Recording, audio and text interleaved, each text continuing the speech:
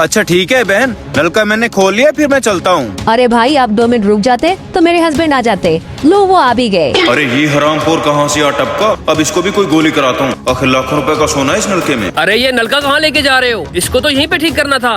अरे भाई साहब, करना तो यहीं पे ठीक था, लेकिन इसके अंदर सारा जंग लगा हुआ है और मेरे पास औजार भी कम है यहाँ पे। इसको वर्कशॉप ले जाना जरूरी है। अच्छा, यहाँ पे ठीक नहीं हो सकता? अरे मैंने आपको पहले भी कहा था इस नलके की जगह पे मुझे मोटर लगवा दें। अभी आप इसको बनवाएंगे ये फिर खराब हो जाएगा। हाँ बेगम साहब, आप बिल्कुल ठीक कह रही हैं। भाई साहब, हम इसकी जगह पे मोटर लगवा लेंगे। आप ऐसा करें, इसको यहीं पे रख दें। आपके लिए मैं पानी लेकर आया हूँ, पानी पी लीजिए, उसके बाद मजदूरी लेके चले जाना। अच्छा ठीक है भाई साहब, जैसे आपकी मर्जी। ये लो गिलास में डाल कर ले आओ। अच्छा मैं अभी लेकर आती हूँ। ये लें जी। ये लो भाई। शुक्रिया भाई साहब। अरे अब क्या करूं, ऐसा करता हूँ, ज्यादा पैसों का लालच देखिए, नलका इनसे खरीद लेता हूँ, वरना ये सोना मेरे हाथ से निकल जाएगा।